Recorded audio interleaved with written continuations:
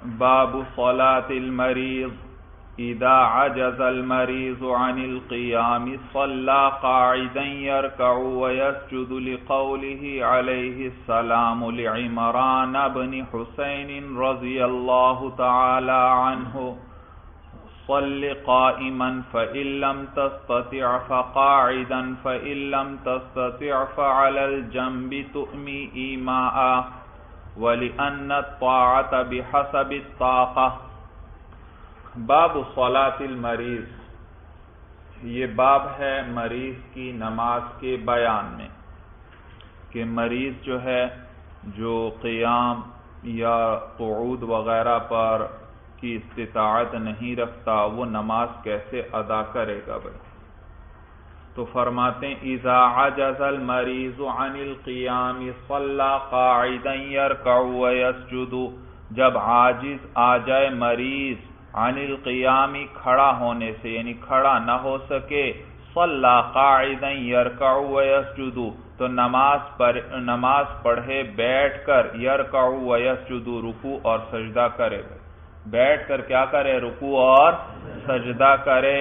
لقوله علیہ السلام لعمران بن حسین رضی اللہ، بوجہ حضور علیہ السلام کے عمران ابن حسین رضی اللہ تعالیٰ عنہ سے فرمانے کے، آپ نے عمران ابن حسین رضی اللہ تعالیٰ عنہ سے فرمایا صلی قائما کہ تم نماز پڑھو کھڑے ہو کر. سمجھ میں؟ یہ بیمار تھے بھائی، تو حضور نے فرمایا صلی قائما کہ تم نماز پڑھو کھڑے ہو کر. فإن لم تستطع فقاعدا، اگر اس کی تم استطاعت نہ رکھتے ہو، اس کی طاقت نہ رکھتے ہو، فقاعدا تو بیٹھ کر.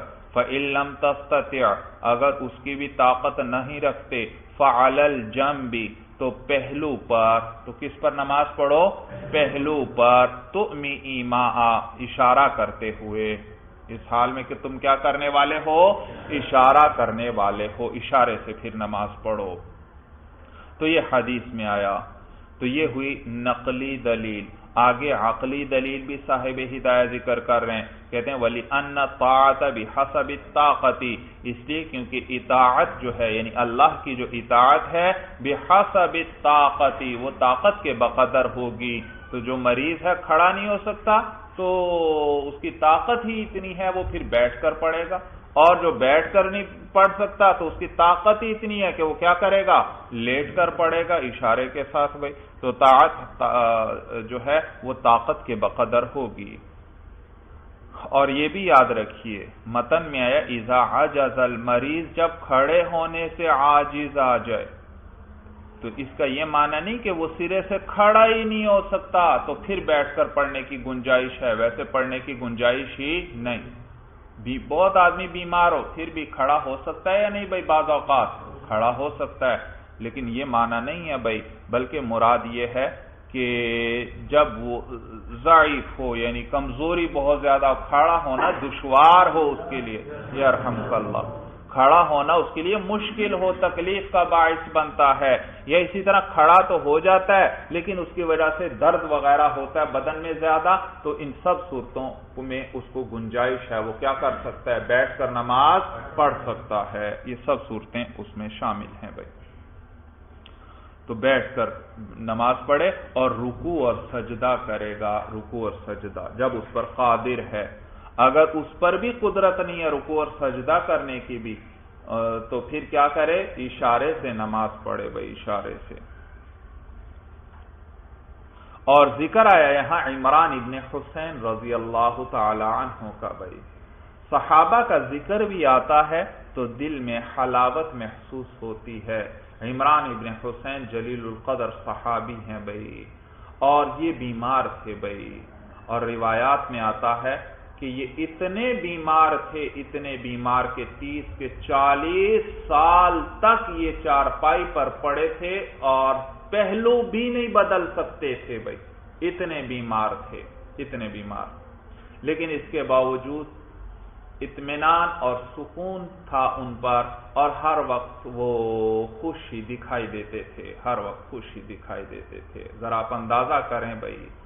تو اور یہ اپنے لیے دعا نہیں کرتے تھے کہ اللہ مجھ کو صحت دے دے، تو ایک موقع پر ان کے کوئی رشتہ دار چچا وغیرہ اکٹھے ہوئے ان کے پاس اور ان کی یہ حالت دیکھ رہے ہیں، اتنا عرصہ ہو گیا یہ چارپائی پر پڑے ہوئے ہیں، کچھ کر ہی نہیں سکتے، تو ان کی یہ حالت دیکھ کر وہ رونے لگ پڑے اور کہنے لگے آپ اپنے لیے دعا کیوں نہیں کرتے؟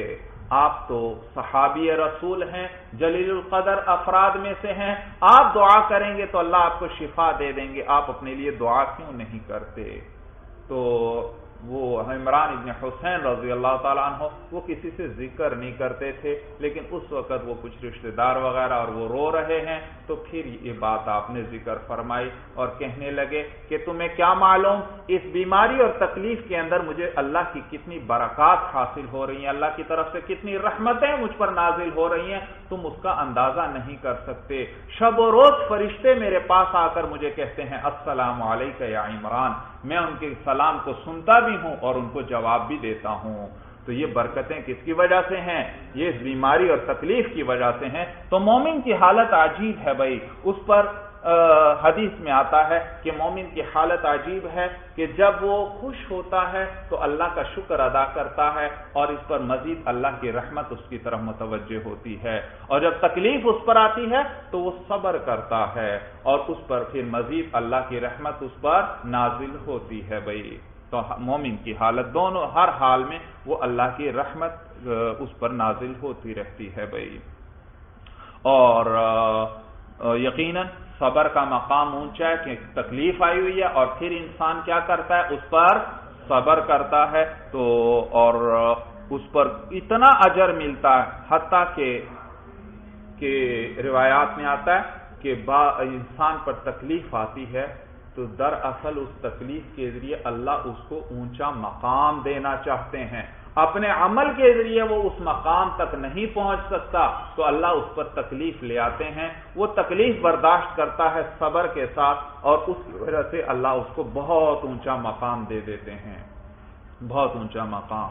اور قیامت کے دن بھائی کہتے ہیں قیامت کے دن لوگوں کو مختلف درجے ہوں گے، اور جنہوں نے دنیا کے اندر تکلیف میں زندگی گزاری ان کو ان کی تکلیف کی وجہ سے اللہ بڑے اونچے مرتبے دیں گے، بڑے اونچے مقامات نصیب فرمائیں گے۔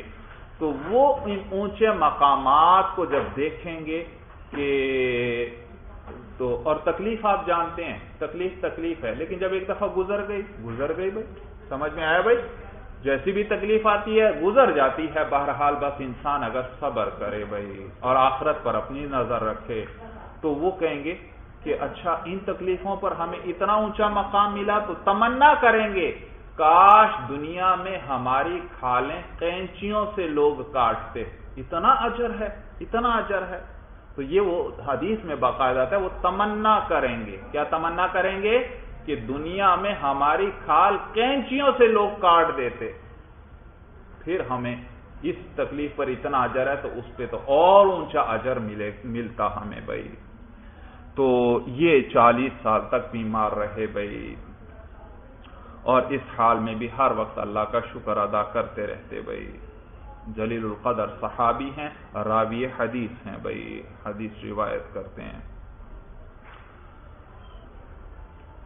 قال فإن لم يستطع الركوع والسجود أو ما إيماء، صاحب قدوری فرماتے ہیں فإن لم يستطع الركوع والسجود، اور اگر وہ طاقت نہیں رکھتا رکوع اور سجدہ کرنے کی، او ما ایماء، تو پھر کیا کرے گا؟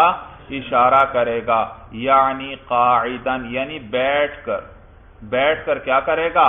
اشارہ کرے گا، لِأَنَّهُ وُسْعُ مِثْلِهِ، وسع کہتے ہیں طاقت کو بھائی، طاقت اور قوت بھائی، لِأَنَّهُ وُسْعُ مِثْلِهِ، اس لیے کیونکہ یہی اس جیسے کی طاقت ہے، کیونکہ یہی اس جیسے کی، یعنی اشارے سے، لِأَنَّهُ ہا ضمیر راجع اشارے کے ساتھ رکوع اور سجدہ کرنا، یعنی اشارے کے ساتھ رکوع اور سجدہ کرنا ہی وسع مثلہ، اس جیسے آدمی کی طاقت ہے، یہی اس کی طاقت ہے۔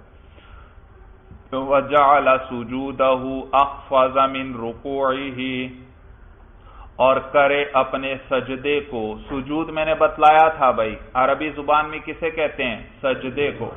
وجعل سجودہ اخفض من رکوعہ اور اپنے سجدے کو زیادہ پست کرے من رکوعہ اپنے رکوع سے. یعنی سجدہ بھی اشارے سے کر رہا ہے، رکوع بھی اشارے سے کر رہا ہے، تو سجدے کا اشارہ، سجدے میں اپنے آپ کو ذرا زیادہ جھکائے تھوڑا سا، تاکہ رکوع اور سجدے کا فرق ہو جائے، تو اس میں ذرا زیادہ اشارہ ہو.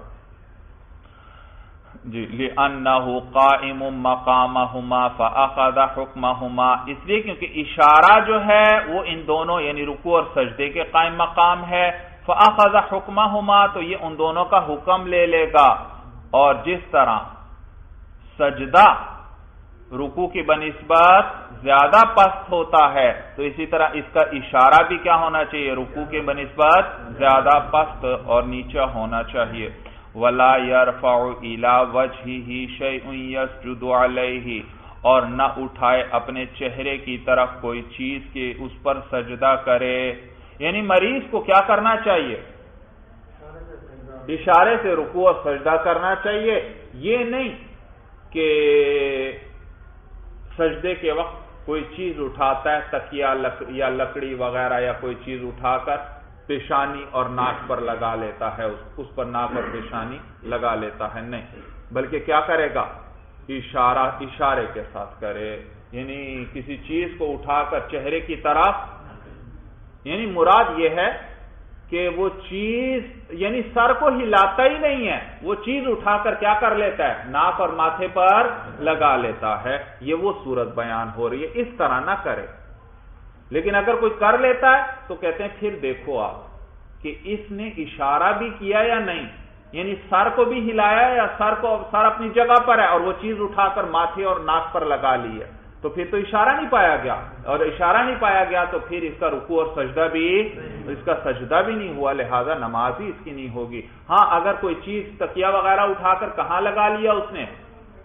پیشانی اور ناک پر لگایا، اور ساتھ ساتھ سر بھی حرکت بھی دی اس نے سر کو پورے طرح، تو اشارہ پایا گیا. تو کیا پایا گیا؟ اس لہذا سجدہ ادا ہو جائے گا. بھائی سورج سمجھ میں آ گئی. وَلَا يَرْفَعُ إِلَى وَجْهِهِ شَيْءٌ يَسْجُدُ عَلَيْهِ اور نہ اٹھائے اپنے چہرے کی طرف کسی چیز کو کہ اس پر سجدہ کرے. لِقَوْلِهِ عَلَيْهِ السلام بوجہ حضور علیہ السلام کے اس قول کے کہ ان قدرت ان تسجد علی الارض فاسجد والا فاومی برأسک، کہ اگر تو قادر ہے اس بات پر کہ تو زمین پر سجدہ کرے تو سجدہ کر. والا اور اگر ایسا نہیں ہے، والا سے پہلے کیا آیا؟ واو آیا، تو یہ کیا ہے؟ ان اور لا سے مرکب. اور اگر ایسا نہ ہو یعنی تو سجدہ نہیں کر سکتا زمین پر، فاومی برأسک تو اشارہ کر اپنے سر کے ساتھ. نبی کریم صلی اللہ علیہ وسلم ایک مریض کی عیادت کے لیے تشریف لے گئے اور دیکھا کہ وہ نماز پڑھ رہا ہے، اور نماز پڑھتے ہوئے اس نے کیا کیا ہے؟ مریض نے تکیہ اٹھایا کہ اس پر کیا کرے گا؟ سجدہ. تو حضور علیہ السلام نے اس کے ہاتھ سے تکیہ لے کر پھینک دیا. تو اس نے پھر لکڑی لی کہ اس پر کرے گا سجدہ وغیرہ، تو حضور علیہ السلام نے اسے بھی پھینک دیا اور پھر یہ فرمایا کہ اگر تو کیا کر سکتا ہے؟ زمین پر سجدہ کر سکتا ہے تو زمین پر سجدہ کر، ورنہ کیا کر؟ سر سے اشارہ کر کے نماز پڑھو، رکوع اور سجدہ کرو. وَإِن فَعَلَ ذَلِكَ اور اگر اس شخص نے ایسا کر لیا، صاحب ہدایہ بتلا رہے ہیں بھائی متن میں تو آیا تھا چہرے کی طرف کوئی چیز اٹھا کر نہ لے جائے، لیکن اگر وہ وَإِن فَعَلَ ذَلِكَ اس نے ایسا کر لیا، وَهُوَ يَخْفَضُ رَأْسَهُ اور وہ اپنے سر کو بھی پست کرتا ہے، اجزاءہ تو یہ اس کے لیے کافی ہو جائے گا. کیوں؟ وہ چیز اٹھانے کی وجہ سے اور ماتھے پر لگانے سے سجدہ نہیں ہوا، بلکہ کس کی وجہ سے ہوا؟ اشارہ کرنے کی وجہ سے، اور اشارہ تو پایا گیا. تو کہتے ہیں وہ یخفض راسہ اور وہ اپنے سر کو چکاتا ہے، اجزاءہ تو یہ اس کے لیے کافی ہے. لوجود الایماء اشارہ پائے جانے کی وجہ سے. وَإِنْ وَضَعَ ذَلِكَ عَلَى جَبْهَتِهِ لا يجزیہ لانعدامہ، اور اگر اس نے اس چیز کو رکھا اپنی پیشانی پر لا یجزیہ تو یہ اس کے لیے کافی نہیں. لانعدامہ ای لانعدام الایماء اشارہ نہ پائے جانے کی وجہ سے. سورج سمجھ میں آ گئے؟ تو لہذا اشارہ ہے تو ہو جائے گا رکوع سجدہ، اشارہ نہیں تو سجدہ بھی نہیں. وَإِن لَّمْ يَسْتَطِعِ الْقُعُودَ، اور اگر وہ بیٹھنے کی بھی طاقت نہیں رکھتا، اسْتَلْقَى عَلَى ظَهْرِهِ تو وہ لیٹ جائے اپنی کمر کے بل، یعنی کمر کس پر لگائے؟ زمین پر، یعنی لیٹا ہوا یعنی کمر کے بل لیٹ جائے، کمر نیچے کی طرف ہو. استلقا یستلقی کے معنی ہیں چت لیٹنا، یعنی یہ کمر زمین پر رکھ کر لیٹنا، یعنی سیدھا لیٹنا. تو استلقا علی ظہرہ اپنی کمر پر لیٹ جائے. وجعل رجلیہ الی القبلۃ اور کر دے اپنے پاؤں قبلے کی طرف، سیدھا لیٹ جائے گا پاؤں قبلے کی طرف ہو جائیں گے. واوما بالرکوع والسجود اور اشارہ کرے رکوع اور سجدے کا. لقولہ علیہ السلام بوجہ حضور علیہ السلام کے اس قول کے آپ نے فرمایا یصلی المریض قائما، نماز پڑھے مریض کھڑے ہو کر، بیمار شخص کھڑے ہو کر نماز پڑھے. فإن لم يستطع فقاعدا، اگر اس کی طاقت نہیں رکھتا تو بیٹھ کر نماز پڑھے. فإن لم يستطع فعلى قفاه، قفا کہتے ہیں گدی کو، بھائی یہ گردن کا پچھلا حصہ جو کمر کی جانب ہے اس کو گدی کہتے ہیں، قفا عربی میں قفا. فإن لم يستطع فعلى قفاه يؤمي ایماء، اگر اس کی طاقت نہیں رکھتا یعنی بیٹھنے کی طاقت نہیں رکھتا تو پھر اپنی گدی کے بل لیٹ کر یؤمی ایماء اشارہ کرتے ہوئے. فإن لم يستطع اگر اس کی طاقت نہیں رکھتا فاللہ تعالی احق بقبول العذر منہ تو اللہ تعالی زیادہ لائق ہیں اس سے عذر قبول کرنے کے. جیسے انسان ایک دوسرے کا عذر قبول کر لیتے ہیں تو اللہ زیادہ لائق ہیں کہ اس کے عذر کو قبول کر لیں کہ جبکہ وہ اشارے کے ساتھ بھی نماز نہیں پڑھ سکتا. وَإِنِ اسْتَلْقَى عَلَى جَنْبِهِ وَوَجْهُهُ إِلَى الْقِبْلَةِ جَازَ اور اگر وہ لیٹ گیا عَلَى جَنْبِهِ اپنے پہلو پر. بھئی استلقاء کا ویسے معنی تو ہے چت لیٹنا سیدھا یعنی کمر زمین پر، لیکن یہاں صرف کس معنی میں ہے؟ لیٹنے کے معنی میں ہے، اس لیے کہا وَإِنِ اسْتَلْقَى عَلَى جَنْبِهِ اور اگر وہ لیٹا اپنے پہلو پر. وَوَجْهُهُ إِلَى الْقِبْلَةِ جَازَ اور اس کا چہرہ قبلے کی طرف تھا تو یہ بھی جائز ہے. لما روینا من قبل اس حدیث کی وجہ سے جو ہم نے پہلے روایت کر دی. بھئی اس حدیث میں تو کیا آیا؟ یہ جو ابھی گزری ایک سطر پہلے، فعلا قفاہ کس طرح لیٹے؟ گدی پر، یعنی چت لیٹ جائے سیدھا لیٹ جائے کمر زمین پر رکھ کر. لیکن اگر پہلو پر لیٹ کر نماز پڑھتا ہے تو بھی جائز ہے اس حدیث کی وجہ سے جو پہلے گزری، وہ جو حضرت عمران ابن حسین رضی اللہ تعالیٰ عنہ سے حضور علیہ السلام نے فرمایا اس میں آیا تھا فعلی الجنب کس پر لیٹ کر؟ پہلو پر لیٹ کر. تو یہ معنی ہے لما روینا من قبل اس حدیث کی وجہ سے جو ہم نے پہلے روایت کی. الا ان الاولا هو الاولا عندنا مگر یہ کہ ان الاولا کہ زیادہ بہتر جو ہے هو الاولا وہ پہلی صورت ہے ہمارے نزدیک. بھئی یہ جو متن آیا نا ابھی اسی متن اور اسے پچھلے متن میں آیا، پہلے کیا صورت ذکر کی؟ بیٹھنے کی استطاعت نہیں ہے تو کیا کرے؟ استلقى علی ظہرہ وجعل رجلیہ الی القبلۃ چت لیٹ جائے اور پاؤں کس طرف کر لے؟ قبلے کی طرف، اس طرح نماز پڑھے. اور اگر وہ پہلو پر لیٹ گیا اور چہرہ قبلے کی طرف تھا تو بھی جائز ہے. تو دو صورتیں ذکر کر دیں، لیکن کہتے ہیں ان الاولا هو الاولا عندنا کہ زیادہ بہتر جو ہے ہمارے نزدیک وہ پہلی صورت ہے. کون سی پہلی صورت؟ قبلے کی طرف پاؤں ہو، چت لیٹ جائے اور پاؤں کس طرف ہوں؟ قبلے کی طرف ہوں. بھائی تو پہلا لفظ ہے اولا بہتر ہے اور دوسرا لفظ ہے اولا جو پہلی صورت ہے. بھائی پہلی صورت. بعضوں نے اس کا عکس کیا، وہ کہتے ہیں پہلا لفظ ہے اولا اور دوسرا لفظ ہے اولا. معنی دونوں صورتوں میں یہی بنتا ہے کہ پہلی صورت جو ہے وہ اولا ہے عندنا ہمارے نزدیک، یعنی احناف کے نزدیک بہتر صورت کیا ہے؟ پہلی صورت ہے کہ کمر کے بل لیٹ کر نماز پڑھے، خلافا للشافعی رحمہ اللہ، بخلاف امام شافعی رحمہ اللہ کے۔ معلوم ہو ان کے نزدیک اولا صورت کون سی ہے؟ پہلو کے بل ہے۔ بھائی چت لیٹے گا تو کس طرح ہوگی نماز؟ کمر زمین پر لگی ہوئی ہے اور پاؤں کس طرف ہیں؟ قبلے کی طرف ہیں۔ اور پہلو پر لیٹے گا تو پھر چہرہ قبلے کی طرف ہوگا، پاؤں اور سر شمالن جنوبن یہاں سے بنیں گے۔ بھائی مثلا قبلہ کس طرف ہے؟ مغرب کی طرف ہے، تو پہلی صورت کے مطابق مشرق کی طرف سر بن رہا ہے اور مغرب کی طرف پاؤں ہیں، تو وہ پاؤں قبلے کی طرف ہیں۔ اور دوسری صورت میں پہلو پر جب لیٹے گا تو شمالن جنوبن لیٹے گا اور چہرہ کس طرف ہوگا؟ قبلے کی طرف ہوگا۔ لیکن اولا کیا ہے؟ کون سی صورت؟ کمر کے بل لیٹ کر قبلے کی طرف پاؤں ہو۔ بھائی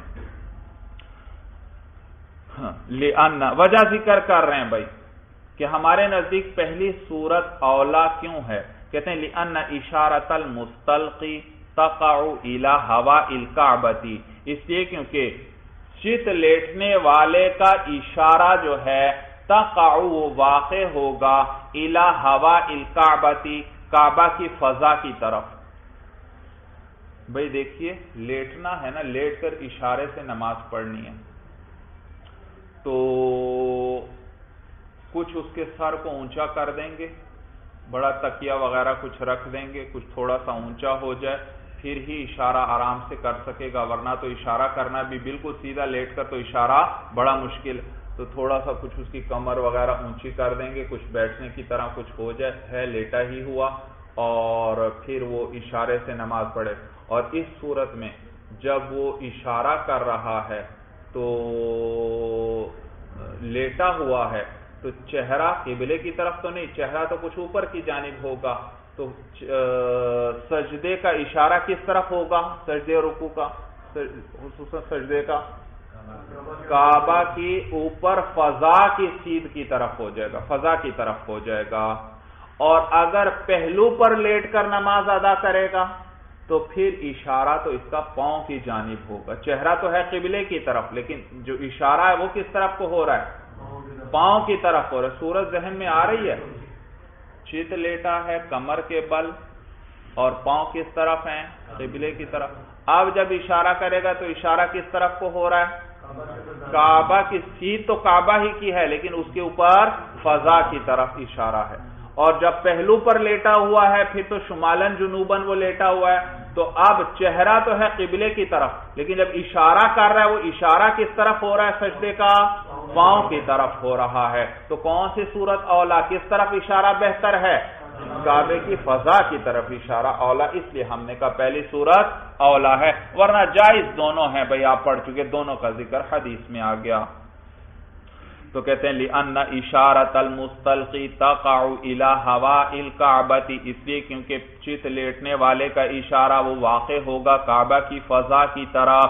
واشارۃ المضطجع علی جنبہ الی جانب قدمیہ، اور مستجع پہلو پر لیٹنے والا، اور پہلو پر جو المستجع علی جنبہ، اور پہلو پر لیٹنے والے کا اشارہ الی جانب قدمیہ، وہ کس طرف ہوگا؟ اس کے قدموں کی جانب ہوگا۔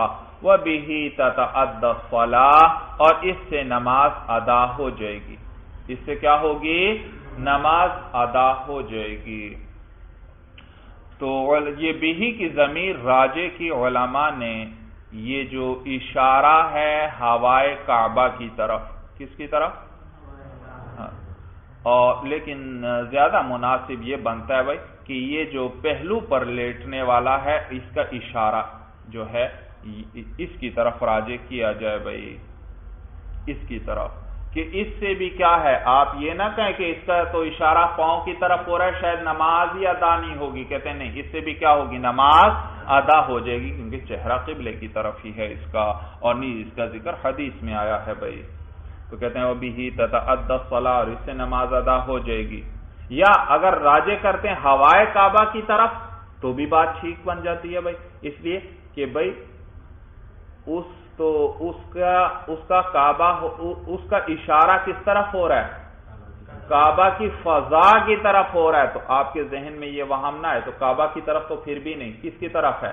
فضائے کعبہ کی طرف ہے، لہذا شاید نماز نہیں ہوئی. کہتے ہیں نہیں، اس صورت میں بھی کیا ہے؟ نماز ہو جائے گی. اور وجہ وہی ہے جو کس میں ذکر ہوئی کہ یہ دونوں طریقے کس میں ذکر ہیں؟ حدیث میں ذکر ہیں، سرور کونین صلی اللہ علیہ وسلم نے بتلائے ہیں. بھائی فَإِن لَّمْ يَسْتَطِعِ الْإِيمَاءَ بِرَأْسِهِ أُخِّرَتْ عَنْهُ وَلَا يُؤْمِي بِعَيْنَيْهِ وَلَا بِقَلْبِهِ وَلَا بِحَاجِبَيْهِ، اگر وہ استطاعت نہیں رکھتا الایماء برأسہ، اپنے سر کے ساتھ اشارہ کرنے کی، اتنا بیمار ہے کہ سر کے ساتھ بھی اشارہ کرنے کی طاقت نہیں رکھتا، اخرت عنہ، تو نماز اس سے مؤخر ہو جائے گی.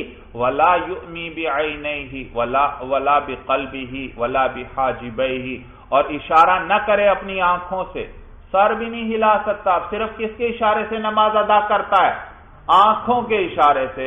کہتے ہیں نہیں بھائی، آنکھوں سے اشارے کے ساتھ نماز ادا نہ کرے. ولا بقلبہ، یا دل کے اشارے سے، دل میں کیا کر رہا ہے؟ اشارہ کر رہا ہے. ظاہر سر، آنکھوں وغیرہ میں بھی کوئی حرکت نہیں، اس طرح بھی نہ کرے. اور ولا بحاجبیہ، اور نہ اپنی بھووں کے ساتھ. بھویں یہ جو ماتھے اور آنکھوں کے درمیان جو بال ہیں ہڈی کے کنارے پر، ان کے ساتھ اشارہ کر کے بھی نماز ادا نہ کرے، بلکہ آخری حد وہی ہے. سر کے ساتھ اشارہ کر سکتا ہے تو ٹھیک ہے، ورنہ پھر نماز کیا ہو جائے گی؟ اس سے مؤخر ہو جائے گی. پھر جب تندرست ہو جائے تو اس کے بعد پھر ان کی قضا کرے. اس طرح اگر آنکھوں کے اشارے سے یا بھووں کے یا دل کے اشارے سے ادا کرے گا تو بھی نماز نہیں ہوگی. اسے بعد میں کیا کرنا پڑے گی؟ قضا کرنا پڑے گی اگر تندرست ہو گیا. تو کہتے ہیں فَإِن لَّمْ يَسْتَطِعِ الْإِيمَاءَ بِرَأْسِهِ أُخِّرَتْ عَنْهُ، اگر یہ طاقت نہیں رکھتا اپنے سر سے اشارہ کرنے کی تو نماز اس سے مؤخر ہو جائے گی. وَلَا يُؤْمِي بِعَيْنَيْهِ وَلَا بِقَلْبِهِ وَلَا بِحَاجِبَيْهِ، اور اشارہ نہ کرے اپنی آنکھوں سے اور نہ اپنے دل سے اور نہ اپنی بھووں سے. خلاف لزفر رحمہ اللہ، بخلاف امام زفر رحمہ اللہ کے، وہ فرماتے ہیں ہو جائے گی. تو لما روینا، اب یہ ہماری دلیل ہے، ان کے ساتھ اشارہ نہ کرے. لما روینا، اس حدیث کی وجہ سے جو ہم نے روایت کی من قبل، پہلے. بھائی وہ جو اوپر حدیث آئی تھی کہ ان قدرت ان تسجد علی الارض فاسجد، اگر تو زمین پر سجدہ کرنے پر قادر ہے تو سجدہ کر. والا فاومی برأسک، ورنہ اشارہ کر اپنے سر سے. آگے آنکھوں سے یا بھووں وغیرہ سے یا دل سے اشارے کو حضور صلی اللہ علیہ وسلم نے ذکر نہیں فرمایا. معلوم ان کے ساتھ نماز نہیں ہوگی. اگر ان کے ساتھ نماز جائز ہوتی تو حضور علیہ السلام ضرور اس کو بھی ذکر فرماتے. یہ معنی ہے لما روینا، اس حدیث کی وجہ جو ہم نے روایت کی من قبل، پہلے. وَلِأَنَّ نَصْبَ الْأَبْدَالِ بِالرَّأْيِ مُمْتَنِعٌ، اور نیز اس لیے کیونکہ ابدال جمع ہے بدل کی، اس لیے کیونکہ بدلوں کو قائم کرنا، بدلوں کو مقرر کرنا رائے کے ساتھ ممتنعون، یہ ممتنع ہے، یہ درست نہیں. بھائی دیکھیے، قیام کا بدل کیا ہے؟ بیٹھنا. اور اس کا بدل کیا ہے؟ لیٹنا. تو دیکھو، کھڑے ہو کر نہیں پڑھ سکتا تو بیٹھ کر پڑھے، بیٹھ کر نہیں پڑھ سکتا تو لیٹ کر پڑھے. لیکن یہ بدل کیا ہم نے مقرر کیے ہیں یا حضور صلی اللہ علیہ وسلم نے بتلائے؟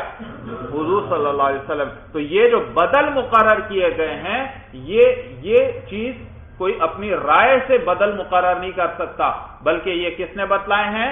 حضور علیہ السلام نے. لہذا اگر کوئی شخص اب یہ کہتا ہے کہ جیسے امام ظفر اس بات کی طرف گئے کہ بھووں سے یا آنکھوں کے اشارے وغیرہ سے نماز ادا کر لے گا، تو یہ تو بدل کو مقرر کرنا ہوا اپنی رائے سے، اور بدل کو تو اپنی رائے سے مقرر نہیں کیا. آپ کیسے کہہ سکتے ہیں کہ آنکھوں کا اشارہ یہ سر کے اشارے کے قائم مقام ہو گیا، یا سر کا اشارہ یہ سجدے کے قائم مقام ہو گیا؟ یہ چیز عقل میں آنے والی نہیں، عقل کے ذریعے اس کو طے نہیں کیا جا سکتا. یہ کس نے بتائے ہیں؟ حضور. بھائی سجدہ ایک ہے سجدہ کرنا، ایک ہے صرف سر سے اشارہ کرنا، تو عقل کیا کہتی ہے یہ اس کا قائم مقام ہے نہیں، بظاہر سجدہ کیا اور چیز ہے، صرف ہلکا سا اشارہ اور چیز ہے، تو عقل کے ذریعے اس کا فیصلہ نہیں ہو سکتا۔ وَلِأَنَّ نَصْبَ الْأَبْدَالِ بِالرَّأْيِ مُمْتَنِعٌ، اور اس لیے کیونکہ بدلوں کا قائم کرنا، بدلوں کا مقرر کرنا، بالرأی کس کے ذریعے؟ رائے کے ذریعے، ممتنع یہ ممتنع ہے۔ وَلَا قِيَاسَ عَلَى الرَّاسِ، یہ بھی ایک سوال کا جواب دے رہے ہیں صاحب ہدایت، اور فرماتے ہیں یہ بھی آپ نہ کہیں کہ ہم سر پر قیاس کرتے ہیں، سر کے ساتھ اشارہ جائز تو بھووں کے ساتھ بھی اشارہ، کہتے ہیں آپ یہ بھی نہیں کہہ سکتے، اس لیے کیونکہ سر جو ہے اس کے ذریعے باقاعدہ ایک رکن نماز ادا ہوتا ہے، سجدہ کس کے ذریعے ہوتا ہے؟ سر کے ذریعے، تو اس کے ذریعے تو باقاعدہ ایک رکن نماز ادا ہوتا ہے، جبکہ بھویں اس طرح نہیں ہیں، ان کے ذریعے کوئی رکن نماز ادا نہیں ہو سکتا، لہذا ان کو رأس پر بھی قیاس نہیں کر سکتے۔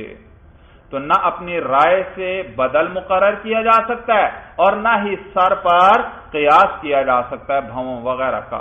ولا قیاس علی الراس، اور سر پر قیاس بھی نہیں صحیح، قیاس بھی نہیں ہوگا، لأنه يتعدى به رکن الصلاة دون العین، اس لیے کیونکہ سر کے ذریعے ایک نماز کا ایک رکن ادا ہوتا ہے، نہ کہ آنکھوں سے، وَأُخْتَيْهَا، اور جو اس کے دو بہنیں ہیں، نہ کہ آنکھوں سے اور نہ اس کی جو دو بہنیں ہیں۔ کون بھائی دو بہنیں؟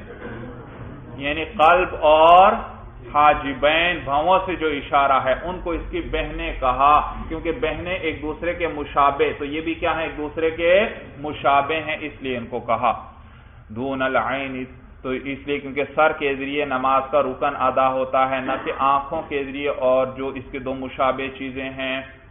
وَقَوْلُهُ أُخِّرَتْ عَنْهُ إِشَارَةٌ إِلَىٰ أَنَّهُ لَا تَسْقُطُ الصَّلَاةُ، صاحب ہدایہ فرماتے ہیں کہ صاحب قدوری کا قول جو ہے اخرت عنہ، نماز اس سے کیا کر دی جائے گی؟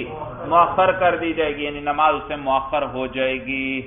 اشارتن، یہ اشارہ ہے اس بات کی طرف، الی انہ لا تسقط الصلاۃ عنہ، کہ نماز اس سے ساقط نہیں ہوگی، یہ نہیں کہ بعد میں پڑھنی نہیں پڑے گی، بلکہ صرف کیا ہوگی؟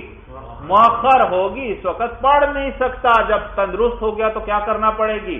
پڑھنا پڑے گی۔ تو دیکھو اسی لیے انہوں نے کہا اخرت عنہ، نماز سے مؤخر ہو جائے گی، یہ نہیں کہا کہ تسقط عنہ، نماز اس سے ساقط ہو جائے گی۔ اور صاحب قدوری کا قول اخرت عنہ اشارۃ، یہ اشارہ ہے الی انہ لا تسقط الصلاۃ عنہ، کہ نماز اس سے ساقط نہیں ہوگی۔ وَإِن كَانَ الْعِجْزُ أَكْثَرَ مِنْ يَوْمٍ وَلَيْلَةٍ إِذَا كَانَ مُفِيقًا، اگرچہ عجز جو ہے عاجز ہونا ایک دن رات سے زیادہ ہی کیوں نہ ہو، پھر بھی نماز اس سے ساقط نہیں، اذا كان مفیقا، جبکہ یہ افاقے سے ہو، یعنی اس کو ہوش ہو، افاقے سے مفیق ہو کیا معنی؟ جب ہوش ہے تو پھر چاہے یہ عجز ایک دن رات سے زیادہ ہی کیوں نہ رہا۔ بھائی آگے آپ مسئلہ پڑھیں گے کہ ایک شخص اگر بے ہوش ہو جاتا ہے، ایک دو نمازوں تک بے ہوش رہا تو اس کو بعد میں قضا کرنا پڑے گی 5 نمازوں تک، لیکن اگر ایک دن رات پورا بے ہوش رہا، 24 گھنٹے سے بھی زیادہ وہ بے ہوش رہا، تو پھر جو نمازیں بے ہوشی میں گزری ان کی قضا بھی اس کے ذمے نہیں آئے گی، اس کی قضا بھی اس پر نہیں آئے گی جب ایک دن رات سے زیادہ بے ہوش رہا۔ تو یہاں بتلا رہے ہیں صاحب ہدایہ کہ بھئی یہ شخص عاجز ہے، نمازیں اس سے مؤخر ہو جائیں گی، ساقط نہیں ہوں گی، چاہے یہ عاجزی ایک دن رات سے زیادہ ہی کیوں نہ رہے، جبکہ یہ مفیق ہو، یعنی ہوش میں ہو، کیا ہو؟ ہوش میں ہو۔ وَإِن كَانَ الْعِجْزُ أَكْثَرَ مِنْ يَوْمٍ وَلَيْلَةٍ إِذَا كَانَ مُفِيقًا، جبکہ عجز ایک دن یا رات سے زیادہ ہو، إِذَا كَانَ مُفِيقًا، جبکہ یہ ہوش میں ہو، وَهُوَ الصَّحِيحُ، اور یہی قول صحیح ہے۔ بھئی کیا وجہ ہے؟ بے ہوش آدمی ایک دن رات سے زیادہ رہا تو نمازیں ساقط، یہ بیچارہ بالکل عاجز ہے، نماز پڑھ ہی نہیں سکتا، اشارہ بھی نہیں کر سکتا، ایک دن رات سے زیادہ گزر گیا، پھر بھی آپ فرما رہے ہیں کہ اس سے نماز ساقط نہیں۔ کہتے ہیں بھئی وجہ یہ کہ یہ خطاب کو سمجھتا ہے۔ کس کو؟ خطاب کہتے ہیں دوسرے کی طرف متوجہ ہو کر جو کلام کیا جائے اس کو خطاب کہتے ہیں۔ یہ جو آپ حضرات کی طرف متوجہ ہو کر میں تقریر کر رہا ہوں یہ بھی کیا ہے؟ خطاب ہے۔ تو دوسرے کی طرف متوجہ ہو کر یعنی یوں کہ دوسرے سے جو بھی بات کی جائے خطاب، وہ کیا ہے؟ خطاب۔ تو قرآن میں اللہ فرماتے ہیں اقیم الصلاۃ، کیا کرو؟ نماز قائم کرو، تم لوگ نماز قائم کرو، تو یہ خطاب ہے۔ اور یہ اس سے کیا ہے؟ نماز کی فرضیت ثابت ہوتی ہے۔ اور یہ شخص جب ہوش میں ہے تو یہ اس خطاب کو سمجھ رہا ہے یا نہیں سمجھ رہا؟ جب خطاب کو سمجھ رہا ہے تو خطاب اس کی طرح متوجہ بھی ہے اور اس پر نمازیں بھی فرض ہیں، لیکن صرف یہ ہے اس وقت ادا نہیں کر سکتا، لیکن خطاب اس کی طرح متوجہ ہوا اور یہ اس کو سمجھ گیا، نماز اس پر فرض ہے، اب بعد میں ادا کرنا پڑے گی۔ جبکہ بے ہوش آدمی اس کی طرف تو خطاب متوجہ ہی نہیں، کیونکہ وہ خطاب کو سمجھتا ہی نہیں، لہذا اسی لیے بے ہوش سے کوئی کلام بھی نہیں کیا جاتا۔ بات سمجھ میں آ گئی؟ وَهُوَ صحیح، اور یہی قول صحیح ہے، لِأَنَّهُ يَفْهَمُ مَضْمُونَ الْخِطَابِ، اس لیے کیونکہ یہ خطاب کے مضمون کو سمجھتا ہے، بخلاف المغمى علیہ، بخلاف اس شخص کے جو بے ہوش ہو۔ وَإِنْ قَدَرَ عَلَى الْقِيَامِ وَلَمْ يَقْدِرْ عَلَى الرُّكُوعِ وَالسُّجُودِ لَمْ يَلْزَمْهُ الْقِيَامُ وَيُصَلِّي قَاعِدًا يُؤْمِي إِيمَاءً۔ صورت مسئلہ، ایک آدمی ہے وہ کھڑے ہونے پر تو قادر ہے لیکن رکوع اور سجدے پر قادر نہیں، رکوع اور سجدے پر قادر، تو کہتے ہیں کہ اب یہ کیا کرے؟ کیا کھڑا تو ہو سکتا ہے تو، اور نماز میں قیام کیا ہے؟ فرض ہے، تو کیا یہ کھڑے ہو کر اشارہ اور رکوع کرنا اس کے لیے ضروری ہے یا بیٹھ کر بھی اشارے کے ساتھ نماز پڑھ سکتا ہے؟ تو آپ کو بتلائیں گے یہ کہ بھئی کہ جب یہ رکوع اور سجدہ نہیں کر سکتا، جو بھی رکوع اور سجدہ نہ کر سکے اس سے قیام بھی ساقط ہو جاتا ہے، قیام بھی اب اس کے ذمہ کھڑا ہونا فرض نہیں، اب یہ چاہے تو بیٹھ کر بھی اشارے سے نماز پڑھ سکتا ہے، رکوع اور سجدے کا اشارہ کرے، اور بیٹھ کر پڑھنا یہ زیادہ بہتر ہے، اس لیے کیونکہ جب بیٹھ کر اشارہ کرے گا تو یہ سجدے کے زیادہ مشابہ ہے۔ ایک ہے کھڑے ہو کر اشارے سے نماز پڑھنا، ایک ہے بیٹھ کر اشارے سے پڑھنا، تو کیا چیز سجدے کے زیادہ مشابہ ہے؟ کھڑے ہو کر اشارہ یا بیٹھ کر؟ بیٹھ کر اشارہ سجدے کے زیادہ مشابہ، اس کے قریب ہے، لہذا بیٹھ کر اشارے سے پڑھے۔ اور سوال پیدا ہوتا ہے کہ بھئی آپ نے ہمیں بتایا جو رکوع اور سجدہ نہیں کر سکتا اس سے قیام بھی ساقط ہو جاتا ہے، قیام اس پر فرض رہتا ہی نہیں، اس کی کیا وجہ؟ کہتے ہیں بھئی دیکھیے قیام اس لیے فرض ہے نماز کے اندر تاکہ انسان قیام سے سجدے میں جائے گا سیدھا تو اس میں انتہا درجے کی تعظیم ہے، تو اس لیے جب سجدہ فرض تھا تو قیام کو بھی کیا کر دیا گیا؟ فرض کر دیا گیا، تاکہ قیام کی حالت سے سیدھا کس کے اندر جائے؟ سجدے کے اندر جائے اور انتہا درجے کی عظمت کا اظہار کرے، اللہ کی تعظیم کا اظہار کرے۔ بھائی بات سمجھ میں آ گئی؟ تو جب قیام جب یہ رکوع اور سجدہ نہیں کر سکتا تو لہذا اب اس پر قیام بھی فرض نہیں ہے بھائی، کیونکہ قیام تو فرض ہی کس لیے تھا؟ تاکہ قیام سے سیدھا کس میں جائے؟ سجدے میں جائے۔ تو کہتے ہیں لِأَنَّ رُكْنِيَّةَ الْقِيَامِ لِلتَّوَسُّلِ بِهِ إِلَى السَّجْدَةِ، اس لیے کیونکہ قیام کا رکن ہونا لِلتَّوَسُّلِ بِهِ إِلَى السَّجْدَةِ اس کے ذریعے سجدے تک پہنچنے کی وجہ سے ہے کہ اس کے ذریعے کس تک پہنچے گا؟ لِلتَّوَسُّلِ بِهِ إِلَى السَّجْدَةِ، سجدے تک اس کے ذریعے پہنچنے کی وجہ، توسل کا معنی پہنچنا، لِلتَّوَسُّلِ بِهِ کہ اس کے ذریعے پہنچا جائے إِلَى السَّجْدَةِ سجدے تک، قیام کا رکن ہونا اس لیے تاکہ اس قیام کے ذریعے پہنچا جائے سجدے تک، لِمَا فِيهَا مِن نِہَایَةِ التَّعْظِیمِ اس وجہ سے کہ اس کے اندر انتہا درجے کی تعظیم ہے کہ قیام سے آدمی سیدھا کس میں جائے؟ سجدے میں جائے۔ فَإِذَا كَانَ لَا يَتَعَقَّبُهُ السُّجُودُ تو جب اس کے پیچھے سجدہ نہیں ہے، یہ قیام تو کر سکتا ہے لیکن اس قیام کے پیچھے سجدہ نہیں، کیونکہ وہ سجدے پر تو قادر ہی نہیں، تو جب قیام کے پیچھے سجدہ نہ ہو تو لا یکون الرکنا، تو پھر یہ رکن بھی نہیں رہے گا، یعنی فرض نہیں رہے گا۔ فَيَتَخَيَّرُ تو اس مریض کو اختیار ہوگا، وَالْأَفْضَلُ هُوَ الْإِيمَاءُ قَاعِدًا اور افضل وہ بیٹھ کر اشارہ کرنا ہے، لِأَنَّهُ أَشْبَهُ بِالسُّجُودِ اس لیے کیونکہ بیٹھ کر اشارہ یہ سجدے کے زیادہ مشابہ ہے۔ وَإِن صَلَّى الصَّحِيحُ بَعْضَ صَلَاتِهِ قَائِمًا ثُمَّ حَدَثَ بِهِ مَرَضٌ أَتَمَّهَا قَاعِدًا يَرْكَعُ وَيَسْجُدُ أَوْ يُؤْمِي إِن لَّمْ يَقْدِرْ أَوْ مُسْتَلْقِيًا إِن لَّمْ يَقْدِرْ۔ صورت مسئلہ یہ کہ ایک آدمی تندرست تھا اور اس نے کھڑے ہو کر نماز شروع کی اور پھر اس کو مرض لاحق ہوا، بیچ میں تکلیف بیماری وغیرہ شروع ہو گئی، تو کیا اب یہ بیٹھ کر باقی نماز یعنی وہ فرض جو پڑھ رہا ہے وہ پورے کر سکتا ہے یا نہیں کر سکتا؟ کہتے ہیں ہاں بھائی وہ بیٹھ کر کیا کر سکتا ہے باقی نماز، تو اسی نماز پر بنا کرتے ہوئے بیٹھ جائے۔ سمجھ میں آیا بھائی؟ اور اگر بیٹھنے کی بھی طاقت نہ ہو تو پھر لیٹ جائے، اسی نماز پر بنا کرتے ہوئے مثلا 2 رکعتیں پڑھ چکا ہے، اس کے بعد یہ مرض لاحق ہوا تو اسی پر کیا کر سکتا ہے؟ بنا کر سکتا ہے۔ اس لیے کیونکہ یہ بنا اقتدا کی طرح ہے۔ کس کی طرح؟ اقتدا۔ جیسے اقتدا کے اندر امام کا اعلی ہونا ضروری، امام اعلی ہو تو ادنا اس کی اقتدا کر سکتا ہے، یعنی امام کھڑے ہو کر نماز پڑھ رہا ہے اور مقتدی بیٹھ کر نماز پڑھ رہا ہے تو یہ اقتدا صحیح، اور امام کھڑے ہو کر نماز پڑھ رہا ہے اور مقتدی لیٹ کر نماز پڑھ رہا ہے تو امام کیا ہے؟ اعلی، لہذا یہ اقتدا صحیح۔ لیکن اس کا اگر عکس ہو، امام اشارے سے نماز پڑھنے والا ہے اور مقتدی کھڑے ہو کر نماز پڑھنے والا ہے تو مقتدی کی حالت کیا، اس کی نماز کیا ہوئی؟ اعلی ہوئی، تو اس صورت میں اقتدا صحیح نہیں۔ تو یہاں بھی بنا اسی طرح ہے، اگر پہلا حصہ ہوا اعلی نماز کا اور بعد والا ہوا ادنا تو کیا کر سکتا ہے؟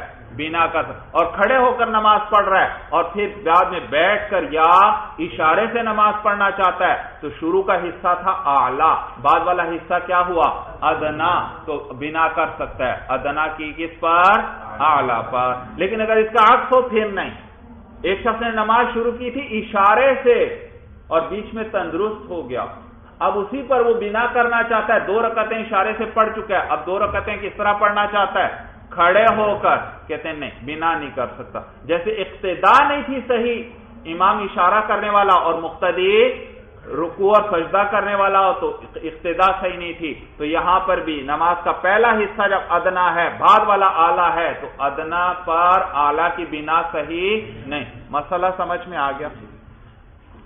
وَإِن صَلَّى الصَّحِيحُ بَعْضَ صَلَاتِهِ قَائِمًا اور ایک تندرست آدمی نے اپنی کچھ نماز کھڑے ہو کر پڑھ لی، ثُمَّ حَدَثَ بِهِ مَرَضٌ پھر اس کو پیش آ گیا مرض، أَتَمَّهَا قَاعِدًا تو وہ اس نماز کو پورا کرے بیٹھ کر، يَرْكَعُ وَيَسْجُدُ رکوع اور سجدہ کرتے ہوئے، بیٹھ کر کیا کر لے؟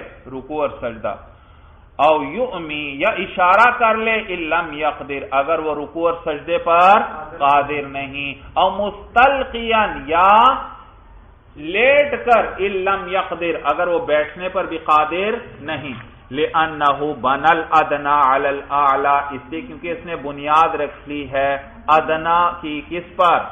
اعلی پر، فصار کالاقتداء تو یہ کس کی طرح ہو گیا؟ اقتداء کی طرح ہو گیا۔ وَمَنْ صَلَّى قَاعِدًا يَرْكَعُ وَيَسْجُدُ اب آپ مجھے مسئلہ بتائیے بھائی، ایک آدمی ہے وہ بیٹھ کر نماز پڑھ رہا ہے بھائی، رکوع اور سجدہ کرتا ہے، بیٹھا ہے لیکن کیا کر رہا ہے؟ رکوع اور سجدہ کر رہا ہے، کھڑا نہیں ہو سکتا، اور 1-2 رکعتیں پڑھنے کے بعد وہ تندرست ہو گیا، اب کھڑے ہو کر نماز باقی پڑھنا چاہتا ہے اسی پر بنا کرتے ہوئے، بنا کر سکتا ہے یا بنا نہیں کر سکتا؟ جی امام محمد رحم اللہ کے نزدیک بنا نہیں کر سکتا، کیونکہ ان کے نزدیک امام اگر بیٹھ کر نماز پڑھائے اور مقتدی کھڑے ہو کر پڑھے تو ان کے نزدیک اقتداء صحیح نہیں، لیکن شیخین رحمہ اللہ کے نزدیک پڑھ سکتا ہے. سمجھ میں آیا؟ تو یہ اختلاف اقتداء میں ہے. امام محمد رحمہ اللہ فرماتے ہیں امام بیٹھا ہو مقتدی کھڑا ہو اقتداء صحیح نہیں. شیخین رحمہ اللہ فرماتے ہیں امام بیٹھا ہو مقتدی کھڑا ہو تو اقتداء صحیح ہے. تو جب اقتداء صحیح ہے تو وہ فرماتے ہیں یہاں پر بنا بھی صحیح. امام محمد رحمہ اللہ فرماتے ہیں اقتداء صحیح نہیں لہذا یہاں پر بنا بھی صحیح نہیں. بات سمجھ میں آ گئی؟ تو شیخین رحمہم اللہ کے نزدیک امام بیٹھا ہو مقتدی کھڑا ہو لیکن امام اشارے سے رکوع سجدہ نہیں کر رہا، بیٹھ کر باقاعدہ کیا کر رہا ہے؟ رکوع اور سجدہ باقاعدہ وہ کرتا ہے، تو پھر اقتداء صحیح ہے شیخین رحمہم اللہ کے نزدیک. دلیل پڑھ چکے آپ بھائی کہ کیونکہ حضور صلی اللہ علیہ وسلم نے آخر میں نماز کس طرح پڑھائی تھی کہ آپ بیٹھ کر پڑھ رہے تھے اور لوگ پیچھے کھڑے ہوئے تھے. وَمَنْ صَلَّى قَاعِدًا يَرْكَعُ وَيَسْجُدُ لِمَرَضٍ، اور جو شخص نماز پڑھتا ہے بیٹھ کر رکوع اور سجدہ کرتے ہوئے لِمَرَضٍ بیماری کی وجہ سے، ثم صح پھر وہ تندرست ہو گیا، بنا علی صلاته قائما تو بنا کرے گا اپنی نماز پر کھڑے ہو کر. عند ابی حنیفہ و ابی یوسف رحمہم اللہ، شیخین رحمہم اللہ کے نزدیک. وقال محمد رحمہ اللہ استقبل، اور امام محمد رحمہ اللہ کیا فرماتے ہیں؟ نئے سرے سے نماز پڑھے گا، بنا نہیں کر سکتا. بناء علی اختلافہم فی الاقتداء، بوجہ ان کے اختلاف کے فی الاقتداء، کس میں؟ اقتداء میں. اقتداء میں ان میں اختلاف کی وجہ سے یہ یوں فرماتے ہیں. شیخین فرماتے تھے چونکہ اقتداء جائز ہے تو بنا بھی کر سکتے. امام محمد رحمہ اللہ چونکہ فرماتے ہیں اقتداء نہیں صحیح تو بنا بھی نہیں کر سکتے. وقد تقدم بیانہ، اور تحقیق اس کا بیان پیچھے گزر چکا ہے باب الامامت کے اندر بھائی. وَإِن صَلَّى بَعْضَ صَلَاتِهِ بِإِيمَاءٍ ثُمَّ قَدَرَ عَلَى الرُّكُوعِ وَالسُّجُودِ اسْتَأْنَفَ عِندَهُمْ جَمِيعًا. دوسری صورت، ایک آدمی نے کچھ نماز کا حصہ اشارے سے ادا کیا، یعنی رکوع اور سجدہ. رکوع اور سجدہ کس طرح کیا؟ اشارے سے. اور پھر وہ تندرست ہو گیا، اب وہ اسی پر بنا کرنا چاہتا ہے. اب وہ رکوع اور سجدے پر قادر ہو گیا تو بنا کر سکتا ہے یا نہیں کر سکتا؟ نہیں. اب بالاتفاق وہ بنا نہیں کر سکتا کیونکہ اقتداء جیسے یہاں صحیح نہیں، اسی طرح بنا بھی. امام اشارے سے رکوع اور سجدہ کرے، مقتدی کیا کرے؟ رکوع اور سجدے پر قادر ہے تو اقتداء صحیح نہیں بالاتفاق، تو بنا بھی یہاں صحیح نہیں. وَإِن صَلَّى بَعْضَ صَلَاتِهِ بِإِيمَاءٍ، اور اگر پڑھی اس نے اپنی کچھ نماز اشارے کے ساتھ، ثُمَّ قَدَرَ عَلَى الرُّكُوعِ وَالسُّجُودِ پھر وہ قادر ہو گیا رکوع اور سجدے پر، استانفا تو نئے سرے سے پڑھے گا، عندهم جميعا ان سب کے نزدیک، تمام ائمہ کے نزدیک. لِأَنَّهُ لَا يَجُوزُ اقْتِدَاءُ الرَّاكِعِ بِالْمُؤْمِ فَكَذَا الْبِنَاءُ، اس لیے کیونکہ جائز نہیں ہے اقتداء کرنا رکوع کرنے والے کا بالمؤمن، کس کی اقتداء؟ اشارہ کرنے والے کی. فَكَذَا الْبِنَاءُ تو اسی طرح بنا بھی ہے.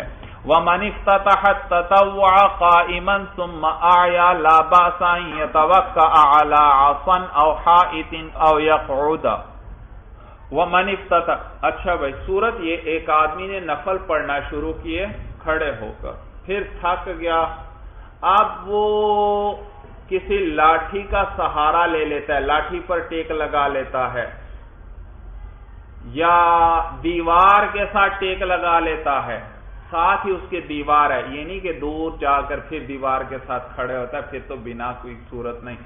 تو ساتھ ہی دیوار کے ساتھ ہی کھڑا تھا، اسی کے ساتھ پہلو لگا لیا، کچھ ٹیک لگا لی، یا بیٹھ جاتا ہے تو کیا ایسا کر سکتا ہے یا نہیں کر سکتا؟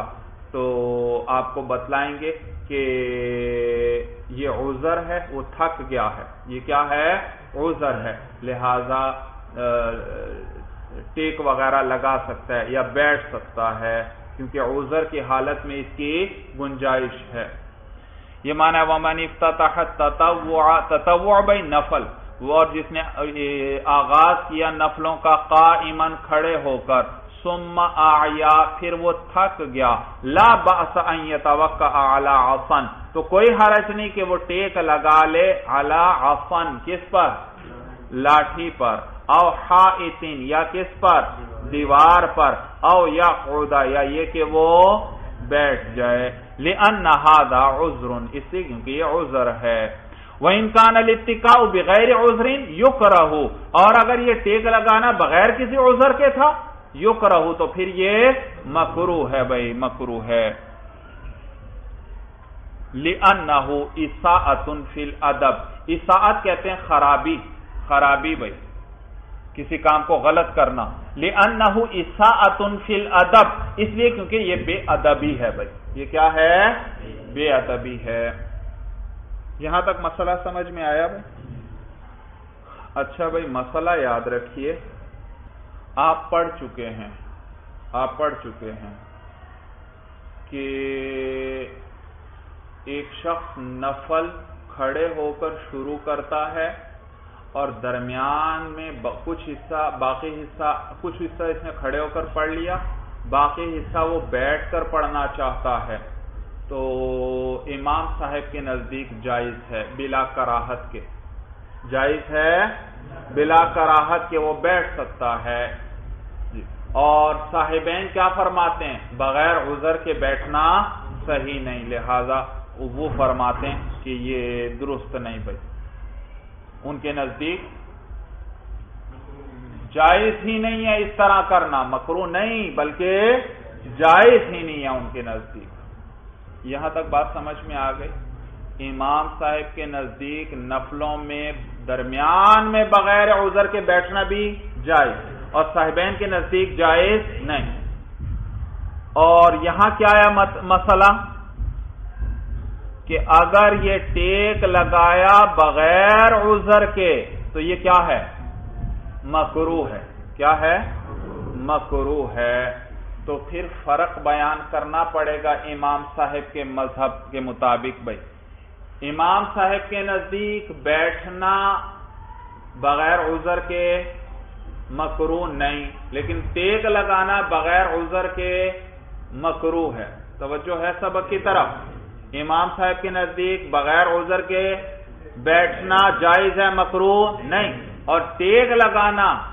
بغیر عذر کے مکروہ ہے تو کیا وجہ ہے اس کی تو وجہ یہ فرق ان دونوں میں یہ ہے کہ اس لیے کیونکہ جو نفل پڑھنے والا ہے اس کو ابتداءً بیٹھنے کی اجازت ہے اختیار ہے نفل بیٹھ کر پڑھے جا سکتے ہیں یا نہیں حدیث پیچھے گزری تھی کہ جو بیٹھ کر نماز پڑھے اس کو نصف اجر ملتا ہے کھڑے ہونے والے کی بنسبت بھائی تو وہ امام صاحب فرماتے ہیں اس کو ابتداءً بیٹھنے کا اختیار تھا تو بیچ نماز میں بھی وہ اختیار باقی جو حصہ بھی اس نے ادا نہیں کیا اس میں بھی اختیار باقی رہے گا وہ درمیان میں کیا کر سکتا ہے بیٹھ سکتا ہے سورج سمجھ میں آ گئی لیکن ٹیک لگانا اس کو شروع میں اس کو اختیار نہیں تھا تو درمیان میں بھی بغیر عذر کے اختیار نہیں ہوگا فرق سمجھ میں آ گیا وقیل اور کہا گیا ہے لا یکرہ عند ابی حنیفہ رحمہ اللہ یہ دوسرے بعض فقہا نے ذکر کیا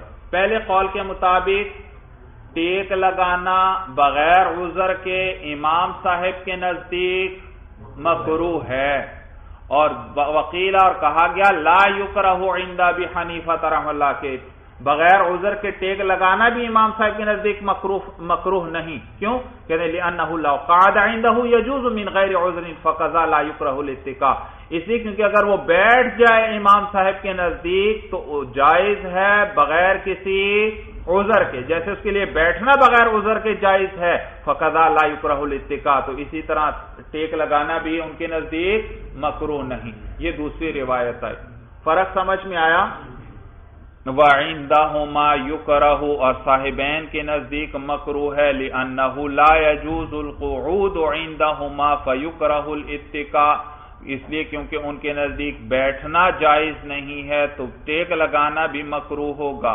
بیٹھنا کیا مانا شروع سے تو بیٹھنا جائز ہے بیچ میں بیٹھنے کی بات ہو رہی ہے درمیان صلات میں نفلوں میں بیٹھنا ان کے نزدیک بغیر عذر کے جائز نہیں تو اسی طرح ٹیک لگانا بھی مکروہ ہوگا وَإِنْ قَعَدَ بِغَيْرِ عُذْرٍ يُكْرَهُ بِالاتِّفَاقِ اور اگر وہ بیٹھ گیا بغیر کسی عذر کے تو مکروہ ہے بالاتفاق بھائی اگر بغیر عذر کے نفلوں میں بیچ میں بیٹھ گیا تو بالاتفاق مکروہ ہے، بالاتفاق مکروہ۔ وتجوز الصلاۃ عنده، اور نماز جائز ہو جائے گی امام صاحب کے نزدیک، مکروہ تو ہے لیکن نماز ہو جائے گی۔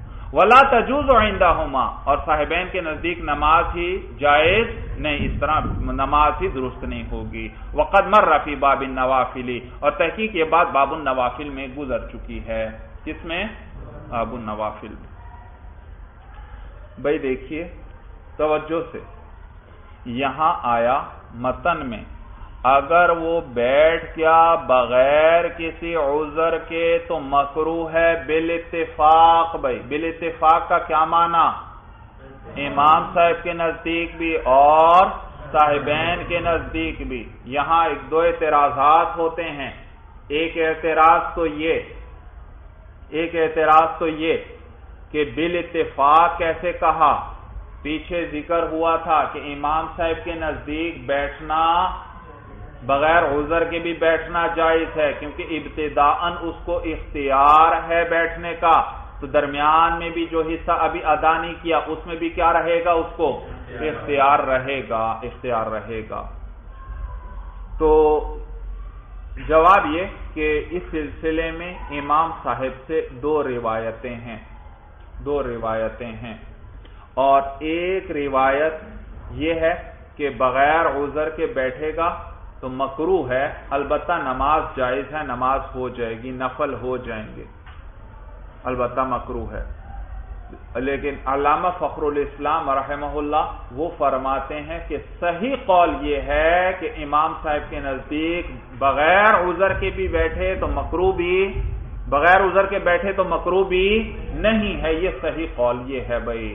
تو وہاں جو ذکر ہوا تھا وہ تھا کس قول پر؟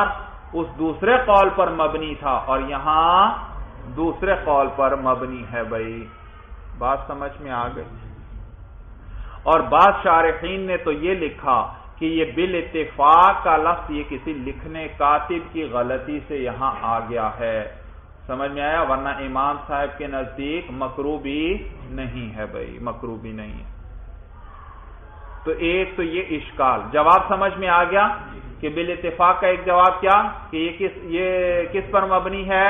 دوسری روایت پر مبنی ہے۔ دوسری روایت میں کیا آیا تھا؟ امام صاحب کے نزدیک بغیر عذر کے بیٹھنا مکروہ ہے، اور وہ پہلے جو ذکر ہوا تھا وہ کس پر مبنی تھا؟ وہ دوسری روایت جس کو علامہ فخر الاسلام نے صحیح قرار دیا ہے۔ اور بعض شارحین نے یہ بھی کہا کہ یہ بالاتفاق کا لفظ کسی لکھنے والے کی غلطی سے کسی نے لکھ دیا، اور اسی طرح چلا آیا نسخوں میں بھائی۔ اور صاحب ہدایہ پر بھی یہاں اعتراض کیا گیا بھائی کہ صاحب ہدایہ آگے فرما رہے ہیں وَلَا تَجُوزُ عِندَهُمَا، صاحبین کے نزدیک جائز ہی نہیں ہے، بغیر عذر کے بیٹھے گا تو جائز ہی نہیں ہے، نماز ہی نہیں ہوگی اس کی۔ تو جب جائز نہیں ہے تو متن میں تو یہ کیا آیا؟ مکروہ ہے۔ تو مکروہ سے تو یہی پتا چل رہا ہے کہ نماز ہو جائے گی، البتہ مکروہ ہوگی۔ تو اس کو کیسے اس کے اندر انہوں نے داخل کیا، یعنی غیر جائز کو صاحب ہدایہ نے کیسے مکروہ کہا بھائی، کیسے مکروہ کہا؟ صورت سمجھ میں آ گئی؟ وَإِنْ قَعَدَ، دوبارہ آپ دیکھ لیجئے، وَإِنْ قَعَدَ بِغَيْرِ عُذْرٍ يُكْرَهُ بِالاتفاق، اور اگر وہ بیٹھا بغیر کسی عذر کے تو مکروہ ہے بالاتفاق۔ وَتَجُوزُ الصَّلَاةُ عِنْدَهُ، نماز جائز ہو جائے گی امام صاحب کے نزدیک۔ وَلَا تَجُوزُ عِنْدَهُمَا، اور صاحبین کے نزدیک جائز نہیں ہوگی۔ وَقَدْ مَرَّ فِي بَابِ النَّوَافِلِ، اور تحقیق یہ بات گزر چکی ہے نوافل کے باب میں۔ تو صاحب ہدایہ پر اعتراض ہوتا ہے کہ انہوں نے لا تجوزو کو یکرہو کے اندر کیسے داخل کیا، کہ یکرہو سے کیا مراد ہے؟ یہاں پر نماز جائز ہی نہیں ہے۔ تو جواب یہ دیا بعض محشی حضرات نے کہ کراہت سے مراد یہاں کراہت لغوی ہے، یعنی ناپسندیدہ ہونا۔ کیا مراد ہے؟ ناپسندیدہ ہونا، اور ناجائز بھی کیا ہے؟ ناپسندیدہ تو ہے، تو لہذا اس اعتبار سے اس میں داخل ہے بھائی۔ چلیے بس بھائی، ھذا ھو المرام واللہ اعلم بحقیقت الکلام۔